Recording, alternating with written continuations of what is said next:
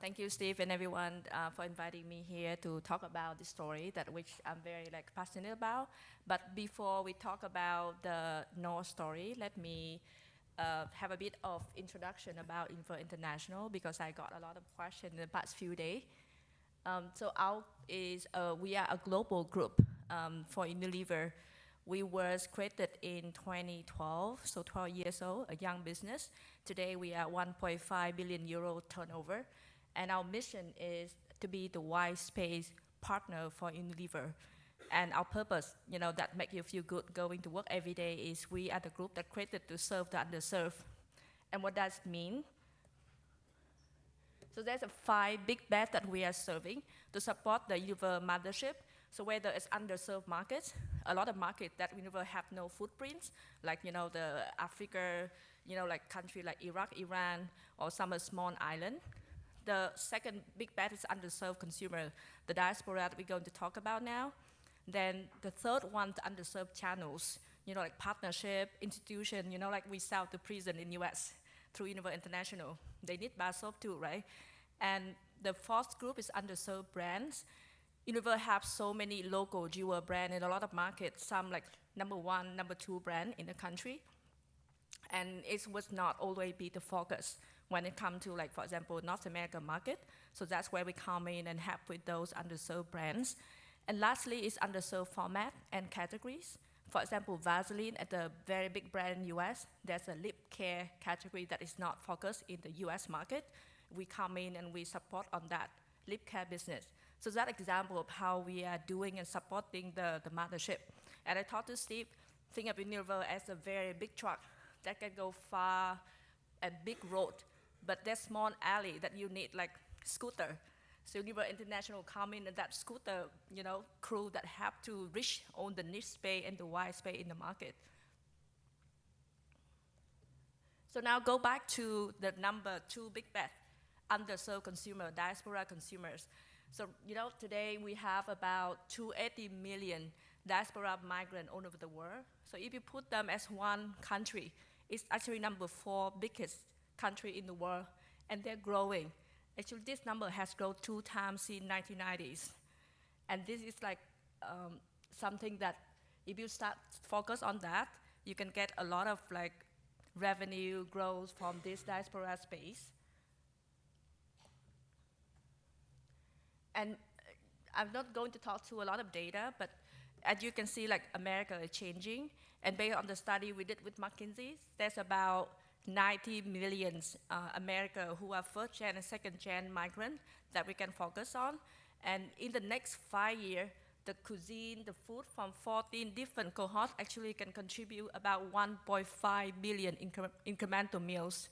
At the same time, if you talk to average American, and among Asian and Hispanic consumers, 61% of them say that they don't find enough of their ethnic food in the mainstream store. 59% people say that they have to go to 2, 3, 4 stores just to find enough ingredient to cook one food from their home countries. So we're not, serving enough of our consumers. That is where we can see the opportunity, the wide space that we can come in and make sure there's accessibility to ethnic food to a lot of our diaspora here. And we have a big access within Unilever. Knorr is the global brand with about 100 country footprint. And Knorr is number 1 food brand in many countries, like in Mexico, in a lot of South Asia countries like Philippines, Indonesia. And we have, by serving the diaspora, Knorr can address 30 more million households. We can address more 60 million incremental trips to the mainstream store. So this is a story we have been telling to our retail partner because we want together work with our retail partner to reinvent the international eye in the mainstream store. Just an example, today we have about big independent market that, serving the Hispanic, the Asian, kosher, halal, South Asian the community. And those stores contribute about $50 billion revenue every year. And they are growing 3 times as a mainstream store. And on the other hand, on the mainstream market, like Walmart, Kroger, we have about tiny set of international eye where we serve very limited SKU. If you go to Canada, like Walmart Canada, if you have chance to like go to our neighbor, you can see like how Canada actually go much faster than America in like reinventing their modern trade to serving different ethnicity and cultural consumers. And how are we going to do it? So we look at Knorr portfolio in own country, identify what are the top products that consumer love in the home country. We map them back to the diaspora in US and see what are the top cohorts that in US that relevant to our market, like Mexican, Filipino, Chinese, Indian, Vietnamese. And then, one big thing that makes it difficult, that's why a lot of companies see the same thing that cannot do it, is overcome the cross-border transaction, FDA regulatory regulation, because it's not something you can just bring trade from Mexico to US.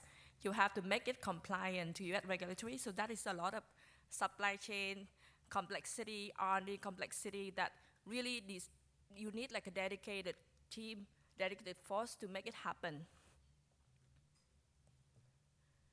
And enough with the boring business stuff, so I'm just going back to like the marketing story. So we have a business, we have model, we have consumer, we have a portfolio. How can we grow that portfolio? This is not a new business. Trader, distributor in US has been doing that for like many, many years. So what is the difference that Unilever International bring into the space? So we not just import the product to US and sell to the consumer, we also scale the brand, make them the top of mind brand of choice when it comes to ethnic food. And we, I think there's no argument that food does connect to people. And just some of the insight that we found when we talked to a lot of consumer group, do the home visit, and we talked to different diaspora, but there one common theme. I'm not sure like some of you here may resonate to that, whether you are Asian or you're Hispanic, if you're immigrant and you live in US, it is always your partial home. You never completely feel home here, and you always crave connection. And food actually can bridge that gap. Be able to eat the food from your original home country, eat the food that your grandma cooked for you, your mom cooked for you. You can feel connected to your new home. So food, bridge the gap in generation. It's bridge the gap between your old home, your new home, and give you that sense of belonging. I'm not sure here everybody like remember the Friends episode where Phoebe trying to recreate her mother, grandma chocolate cookie, and turn out see you Nestle Town House. This is like these CP brand actually have that history and the connection with a lot of consumers' life through generation. And the insight that we found and we based on and we developed our campaign is finding the authentic flavor from home, give people the sense of belonging. And that is where everything we do is based on. So Knorr, not just a global flavor provider for you, but we want to be a connection, a bridge for you to get the connection you need from your home country. We want you to feel like home here in your new land.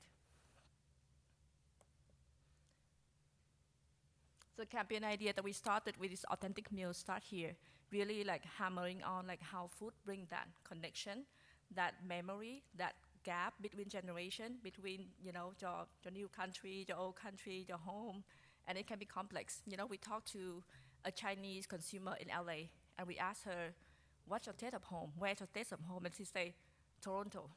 Very random, because her mom and her sister moved from Hong Kong to Toronto. So every time she crave home, she need, that sense of belonging. She fly to Toronto to be with her sister and her mom. So it's not China, it's not Hong Kong.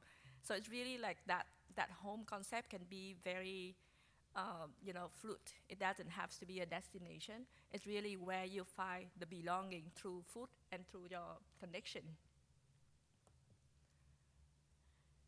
I think one of the things that we've been talking a lot about, and a lot of people, like everybody talking authentic, how does your authenticity like different from other? How do you make sure that it's not a buzzword? And when I have that question, it actually come to me like we never think about it because we just do it.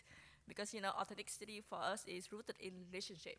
We work with distributors who've been here for multi-generation, who has been bringing the food from home to US before Unilever International exists.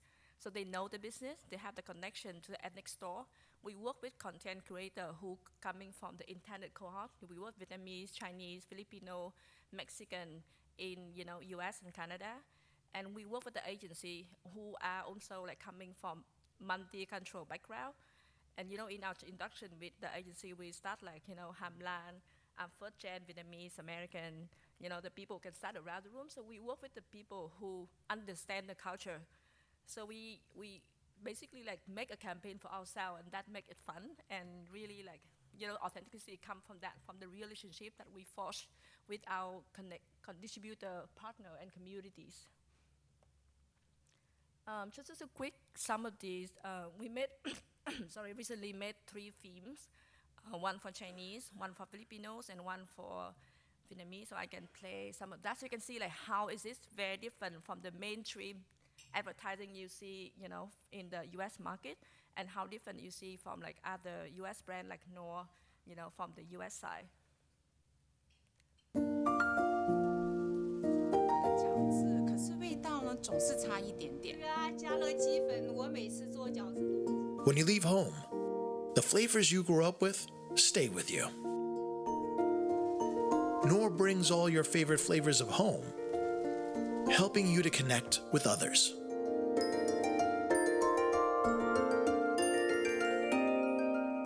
Knorr, authentic meals start here. We're also making the ad in Chinese Mandarin, and we add them in the ethnic channel. So you look at that, you can see like it's an ad from China. It's not an ad in US, right? Because we make it for our Chinese consumer living in US and Canada.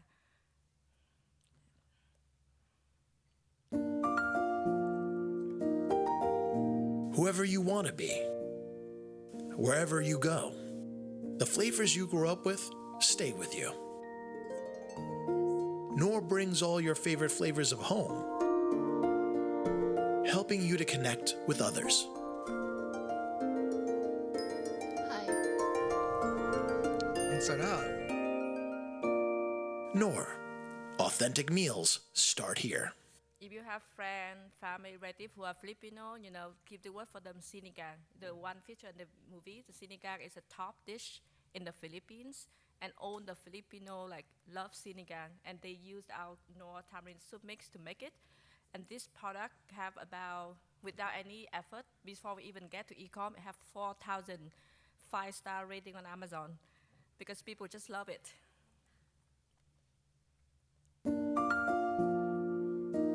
Even when you're grown up, the flavors you grew up with stay with you. Knorr brings all your favorite flavors of home, helping you to connect with others.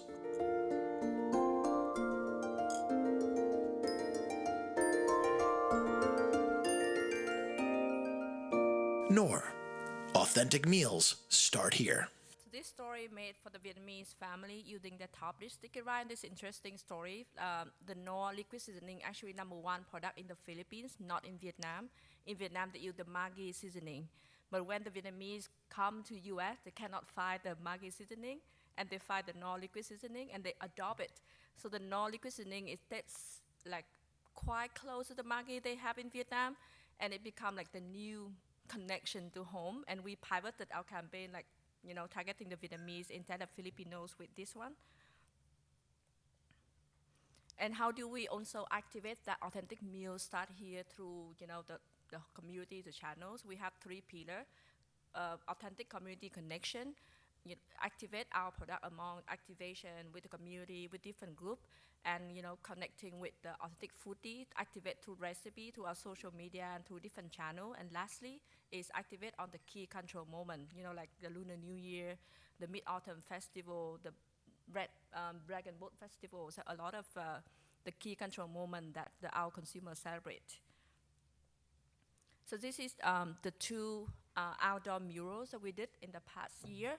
The first one in Brooklyn is work with Amira Hughes. She's a Filipino-American artist. She featured her mom, sinigang. And you can see the background behind her is Kubay just forget the name, traditional house in the Philippines, and the traditional flour of Philippines, and her mom cooking the sinigang. And the next one is a mural in Denver, a Fest Gao, she's Vietnamese, Trieu artist, and she's also making like own her food from the memory that her grandma often cooked for her. And she put in like, have you eaten, ăn cơm chưa in Vietnamese and the tao chiu, because that is her memory of her grandma. Then we can see. I've been wanting to do a piece like this for a long time, and I think it's really all-encompassing of my love for food and for art.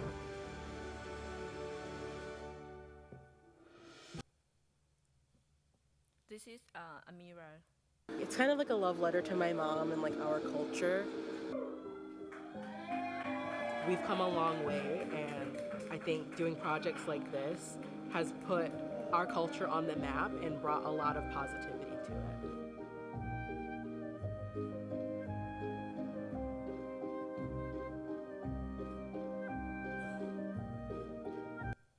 And when we work with these artists, they really touched and moved by the campaign, because I think it's like one of the rare occasions and the brand come to them and ask them to share their own food story to the world. And being artists, this is like their dream, and we have to make the dream come true. And we also celebrate with the community, local community, when we launch the mural. And we invite a lot of like influencers and other people who've been partnered with it for a long time. And I think it's like truly what they say, representation matters, because not many chance that they got to celebrate their culture in that environment. And we also bring the experience to in-stores. This is like what we did in Seafood City, one of the leading Filipino store in California. They have about 34 stores all over the countries. And we activate our tamarind soup mix, sinigang soup mix.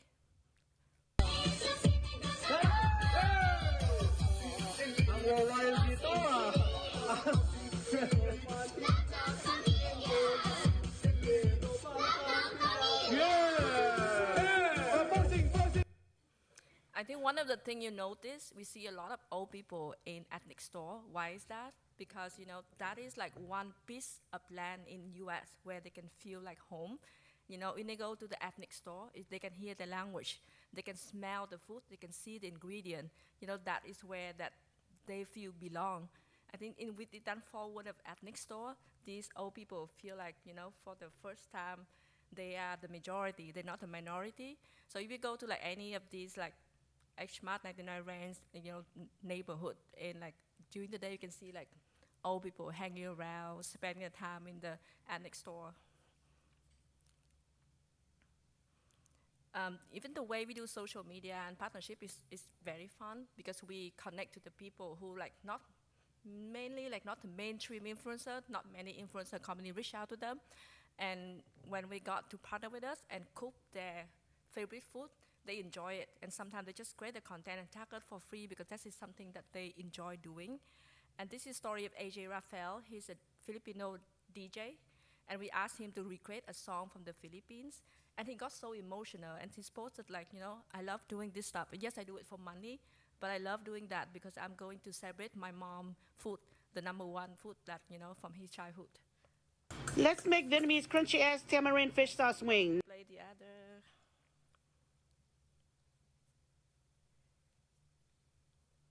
And how I can play the video on the right side. Let's make. Anyway, we can.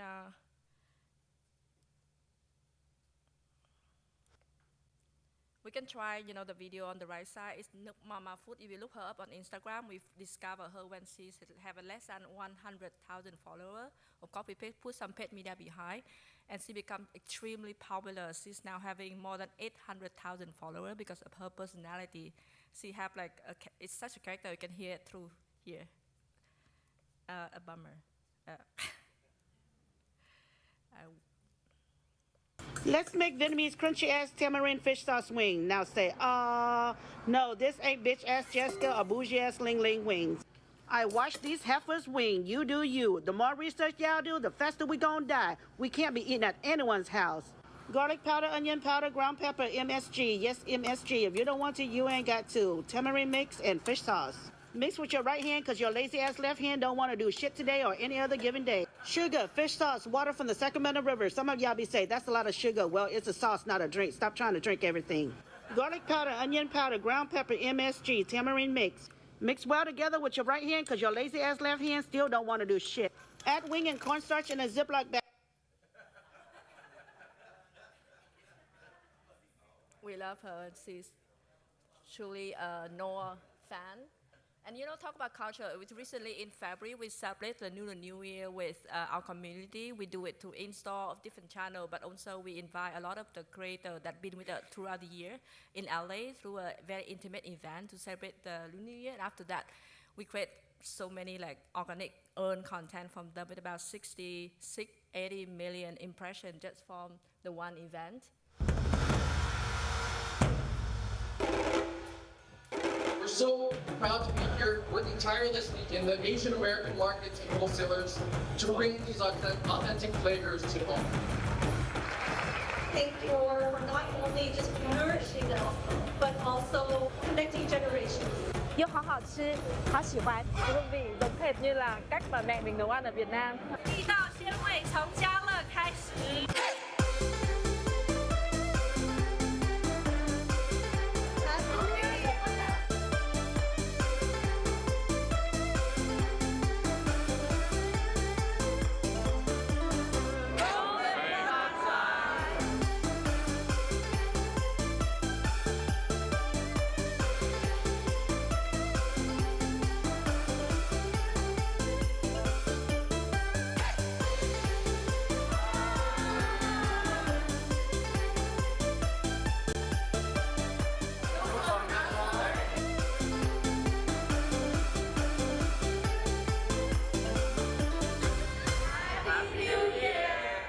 You see that the picture on the tote bag actually is the word art made by a Toronto Chinese artist too. She put the recipe of the two top dish for Vietnamese and Chinese, the bánh chưng and the tumbling, to her watercolor featuring the product, and it become part of our merchandise giveaway in the in-store activation. So this is a snapshot of how we activate our food portfolio to the Asian Americans. One of our key cohorts, we also have campaign targeting Muslim consumer, Mexican consumer, but this is that's a starting point for us because we've been investing in marketing starting in 2023. I think when we do the press release, and one of the reporters come to me and ask is it a launch? Why do it now? Actually, we should have done that 10 years ago. So it's not like a one-off campaign. It's a journey that we continue to do it. So it's not like a launch campaign that you see in typical marketing. We just keep doing it, throughout the year with the different portfolio, different launch, and a teaser of what's coming next. It's still you can see the offline version, not fine yet. So we're going to do a new campaign, which we show how people go extra mile to get the taste of home, but you don't need to do that anymore because Knorr is now available at a store near you. Will be the last video.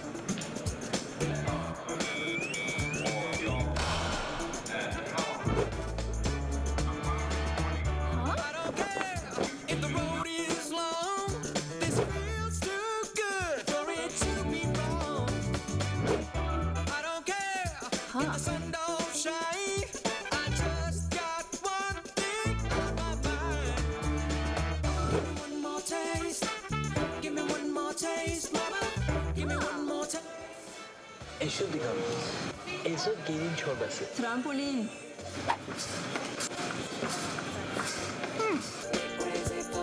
We'd go to great lengths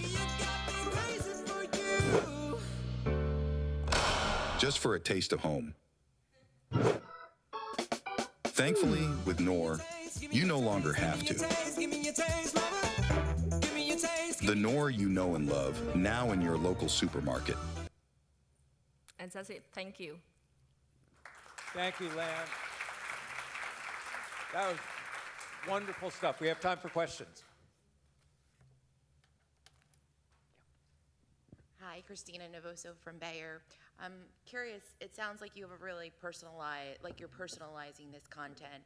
How are you guys thinking about when you're doing your targeting? It's, specifically which channels you're thinking about, how you're making sure and also being efficient about it? Yeah, actually, targeting is not easy, as you see with all the privacy, all all the media company have been put in place. So we just go after the consumer. Basically, that the media landscape for the ethnic consumer is not too far off from the mainstream America. They also very digital. Asian America even more digital than the average American.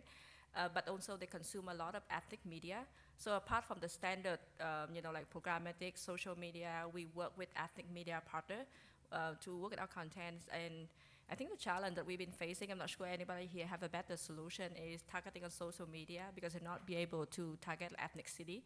And sometimes our content is so targeted, like Chinese. If it's like a Filipino see that, it becomes irrelevant. So we have to test with a lot of different affinity. And every time we're like just tweaking affinity a little bit better to get the targeting.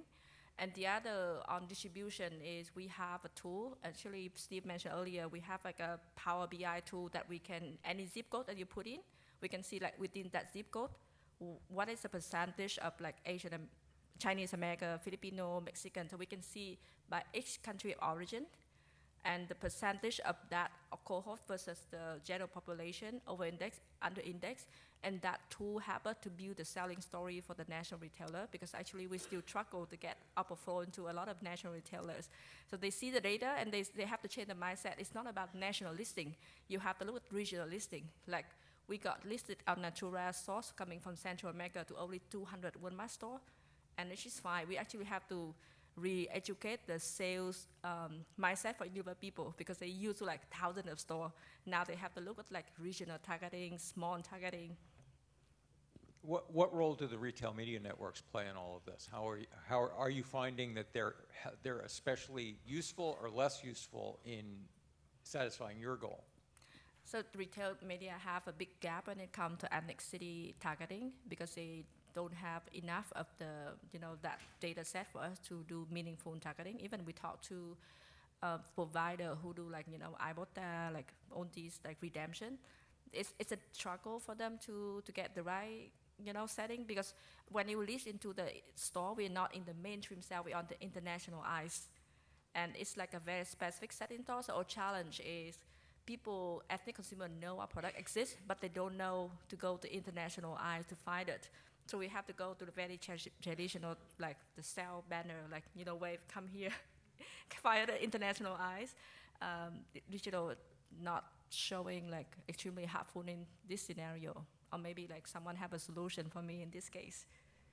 And to draft off of that, the last question about how highly personalized it is, how are you handling all that content and developing all that content? What have you done internally, and how much are you relying on outside agencies, outside social collaborators, creators, and what do you do in-house? Yeah, I'm going to do a lot of crediting to Mikado, our agency. So they are a very small boutique agency founded by two immigrants. And they were actually like coming from their background was working with Dish TV network. And through their own job, they have a lot of ethnic media targeting, ethnic consumers. So they use expertise, open their firm. And they've been together with Unilever International for the last 10 years. So they already established that deep relationship with a lot of content creators like in the communities.